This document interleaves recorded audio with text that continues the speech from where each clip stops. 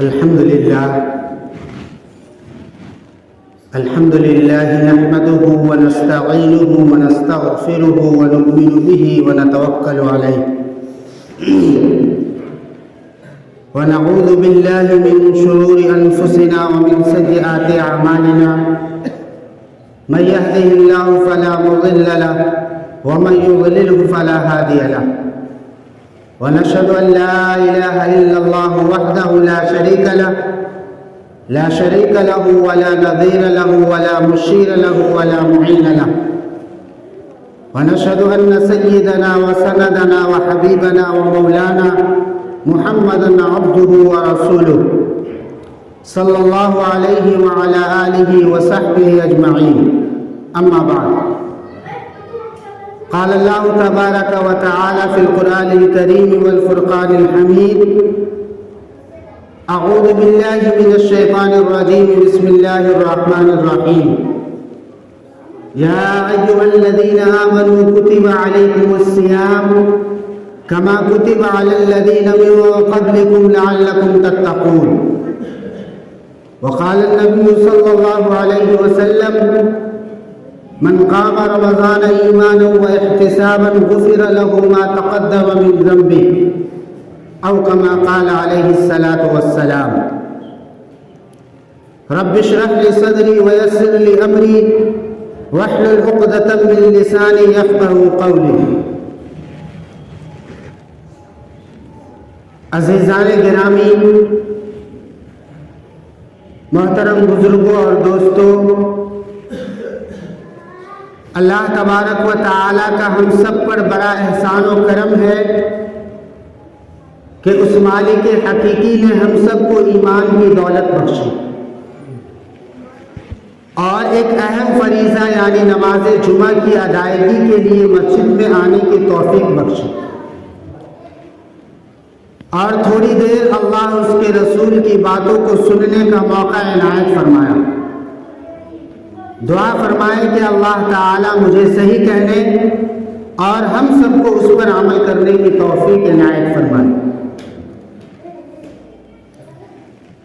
میرے محترم بزرگوں اور دوستوں، اللہ تبارک و تعالیٰ نے ہر انسان کے اندر خیر بھی رکھا ہے اور شر بھی رکھا ہے. اللہ تعالیٰ نے ہر انسان کے اندر خیر بھی رکھا ہے اور شر بھی رکھا ہے. ہم میں سے بہت سارے لوگ خیر کو اپناتے ہیں، اچھائی کو اپناتے ہیں، اچھائی کے راستے کو اپناتے ہیں، اور بہت سارے لوگ جو ہے وہ برائی کو اپناتے ہیں، برائی کے راستے کو اپناتے ہیں. لیکن جو لوگ خیر کو اپناتے ہیں، خیر کے راستے کو اپناتے ہیں، بھلائی کے راستے کو اپناتے ہیں، تو ان حضرات سے بھی بشری تقاضوں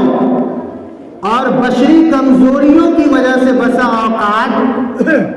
گناہ کے کام ہو جاتے ہیں. جو حضرات خیر کے کام کو اپناتے ہیں، نیکی کے راستے کو اپناتے ہیں، اچھے راستے کو اپناتے ہیں اور اچھے راستے پر چلتے ہیں، ان حضرات سے بھی بسا اوقات کبھی برائیاں ہو جاتی ہیں. اور جو لوگ ہمیشہ برائی کے راستے کو اپنائے ہوئے ہیں، شر کے راستے کو اپنائے ہوئے ہیں، ان حضرات سے بھی بسا اوقات کبھی کبھی ایسے خیر کے کام اور اچھے اچھے کام ہو جاتے ہیں جن کا ہم سب لوگ تصور نہیں کر سکتے. ہمارے معاشرے میں کچھ لوگ نیک سمجھے جاتے ہیں، اچھے سمجھے جاتے ہیں، ان حضرات سے بھی کبھی کبھی کوئی برائی بشری تقاضوں کی بنیاد پر کبھی کبھی ایسی برائیاں ان سے صادر ہو جاتی ہیں کہ جن برائیوں کو نہیں کرنی چاہیے. اور جو لوگ ہمارے معاشرے میں بدنام ہیں کہ یہ غلط آدمی ہے، ان حضرات سے بھی بسا اوقات کبھی کبھی اچھے کام ہو جایا کرتے. اسی بنیاد پر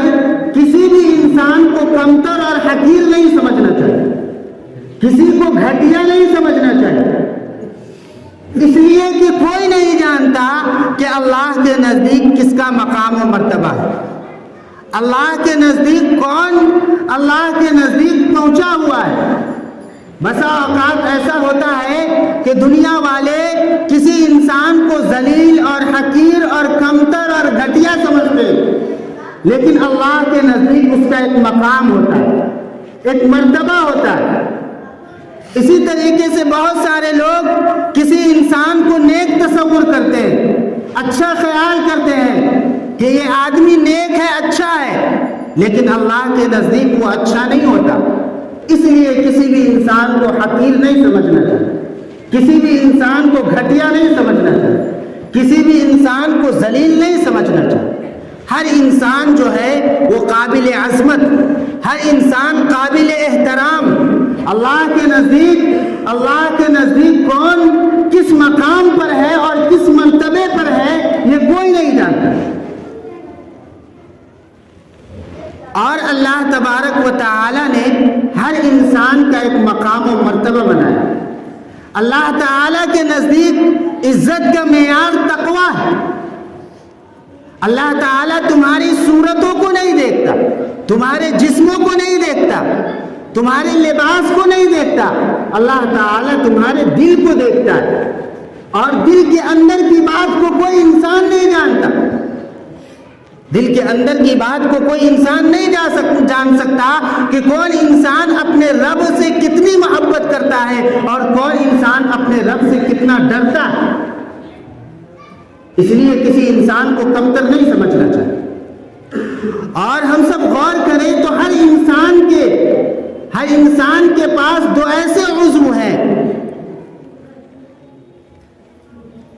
کہ جن عضو کی وجہ سے، جن اعضاء کی وجہ سے انسان بہت ساری برائیوں میں ملوث ہوتا ہے۔ اس میں سے ایک عضو ہے پیٹ اور ایک ہے شرمگاہ، ایک ہے پیٹ اور ایک ہے شرمگاہ۔ ہر انسان کے پاس یہ دو ایسے اعضاء ہیں کہ ان اعضاء سے بہت ساری برائیاں جو ہے وہ جنم لیتی ہیں۔ پیٹ اور شرمگاہ، پیٹ اور شرمگاہ۔ انسان اپنے پیٹ کی بھوک کو بجھانے کے لیے اگر حلال و حرام کی کوئی تمیز نہ کرے اور بے پناہ حلال و حرام کی تمیز کیے بغیر وہ پیسہ کمائے تو وہ بہت ساری برائیوں میں ملوث ہو جائے، اور اسی طریقے سے نفسانی خواہش کی تکمیل کے لیے وہ جائز حدود کو توڑ دے تو اس کی وجہ سے بھی وہ بہت ساری برائیوں میں ملوث ہو جائے۔ یہ پیٹ اور شرمگاہ دو ایسے اعضاء ہیں کہ جن کی وجہ سے لوگ بہت ساری برائیوں میں ملوث ہوتے ہیں۔ گویا کہ انسان کے اندر جتنی برائیاں پائی جاتی ہیں نا، ان برائیوں کا سرچشمہ یہ دو اعضاء ہیں، ایک زبان اور ایک جو ہے وہ شرمگاہ۔ اس لیے اللہ کے نبی صلی اللہ علیہ وسلم نے ارشاد فرمایا کہ جو شخص دو چیز کی گارنٹی دے، ایک شرمگاہ کی گارنٹی، ایک وہ جو اس کے دو جبڑے کے درمیان ہے یعنی زبان کی گارنٹی، اور ایک وہ جو اس کے دو پیروں کے درمیان یعنی شرمگاہ کے بارے میں گارنٹی دے تو میں اس کے لیے جنت کی گارنٹی دوں۔ اللہ کے نبی صلی اللہ علیہ وسلم نے فرمایا کہ جو شخص شرمگاہ کی گارنٹی دے اور اسی طریقے سے زبان کی گارنٹی دے تو میں اس کے لیے جنت کی گارنٹی دیتا ہوں۔ میرے محترم بزرگوں اور دوستو، روزے کا ایک پہلو یہ بھی ہے کہ آپ کے پاس حلال کھانا موجود ہو، حلال کمائی سے حلال کھانا موجود ہے، لیکن اللہ تعالیٰ کے خوف سے اور اللہ تعالیٰ کے حکم کی وجہ سے آپ وہ کھانا نہیں کھاتے۔ آپ کے پاس جائز طریقے سے پانی موجود ہے، لیکن اللہ کے خوف کی وجہ سے وہ پانی نہیں پیتے۔ آپ کے پاس جائز طریقے سے آپ کی بیوی موجود ہے، لیکن آپ اس سے اپنی ضرورت پوری نہیں کرتے، اللہ تعالیٰ کے خوف کی وجہ سے اور اللہ تعالیٰ کے حکم کی وجہ سے۔ میرے محترم بزرگوں اور دوستو، اللہ تبارک و تعالی نے ارشاد فرمایا قرآن کریم میں، یا ایھا الذین آمنوا کتب علیکم الصیام کما کتب علی الذین من قبلکم لعلکم تتقون، کہ اے ایمان والو، ہم نے تم پر روزے فرض کیے جیسا کہ پچھلی امتوں پر روزے فرض کیے تھے تاکہ تم متقی اور پرہیزگار بن جاؤ۔ آپ کے پاس جائز کھانا موجود ہے، جائز کمائی اور حلال کمائی سے آپ کے پاس کھانا موجود ہے، پانی موجود ہے، لیکن آپ پانی کیوں نہیں پیتے، کھانا کیوں نہیں کھاتے؟ کیونکہ اللہ تعالیٰ کا حکم ہے کہ کھانا نہیں کھانا، پانی نہیں پینا ہے۔ آپ کے پاس بیوی موجود ہے لیکن آپ اس سے اپنی ضرورت پوری نہیں کرتے، کیونکہ اللہ تعالیٰ کا حکم ہے کہ بیوی سے ضرورت، روزے میں بیوی سے اپنی ضرورت کو پوری نہیں کرنی۔ تو یہ کیوں؟ اللہ تعالیٰ کے خوف کی وجہ سے، اللہ تعالیٰ کے ڈر کی وجہ سے، اور اللہ تعالیٰ کے حکم کو پورا کرنے کی وجہ سے، اللہ تعالیٰ کو راضی کرنے کی وجہ سے، اور اللہ تعالیٰ کو خوش کرنے کی وجہ سے۔ میرے محترم بزرگوں اور دوستو، روزے کا مقصد ہی یہی ہے کہ تمہارے اندر تقوی پیدا ہو جائے، یعنی یہ رمضان المبارک کا جو مہینہ آیا ہے، اس مہینے کے اندر جو آپ 30 روزے رکھیں گے اور اس 30 دنوں کے اندر کھانے پینے سے جو آپ رکیں گے، اپنی بیوی کے پاس جانے سے جو رکیں گے، یہ گویا کہ یہ پورے 11 مہینوں کے لیے اللہ تعالیٰ یہ سبق دے رہا ہے اور یہ بتلانا چاہتا ہے کہ اے لوگوں، جس طریقے سے اس رمضان کے مہینے میں اور اس 30 دنوں کے اندر تم نے اللہ کو راضی کرنے کے لیے، اللہ کو خوش کرنے کے لیے، اللہ تعالیٰ کے حکموں کو مان کر کے تم نے اپنی جائز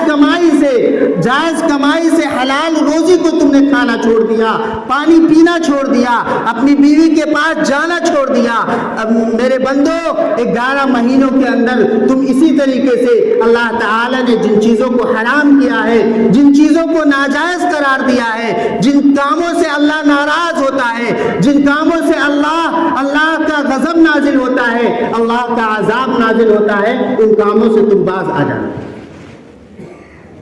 یہ جو رمضان آتا ہے اسی لیے آتا ہے، یہ رمضان جو آتا ہے وہ اسی لیے آتا ہے کہ ہم اپنی پوری زندگی کے اندر تقوی کو پیدا کریں۔ اور تقوی کہتے ہیں اللہ کے خوف سے گناہوں کو چھوڑ دینے کا نام تقوی ہے، اللہ کے خوف سے گناہوں کو چھوڑ دینا۔ تو ہم 11 مہینوں کے اندر بھی یہ کوشش کریں کہ اللہ تعالیٰ کی مرضیات کے مطابق زندگی گزاریں گے، اور اللہ تعالیٰ نے جن چیزوں سے منع کیا ہے ہم ان چیزوں سے مکمل طور پر باز آ جائیں۔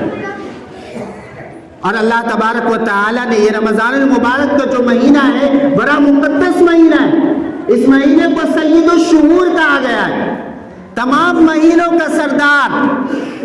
یہ قرآنی مہینہ ہے، اس مہینے میں قرآن کریم کا نزول ہوا۔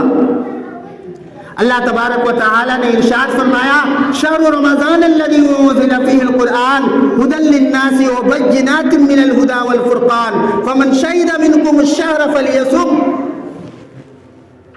یہ رمضان وہ مہینہ ہے جس میں قرآن کریم کا نزول ہوا، اور یہ قرآن کریم ساری انسانیت کے لیے ہدایت کا سرچشمہ ہے، ساری انسانیت کے لیے ہدایت، اور اس کے اندر دلائل ہیں، کھلے ہوئے دلائل ہیں، اور ایسے دلائل ہیں کہ جس کی وجہ سے ہدایت پیدا ہوتے، اور یہ قرآن حق و باطل کے درمیان فیصلہ کرنے والی، حق و باطل کے درمیان فرق کرنے والی۔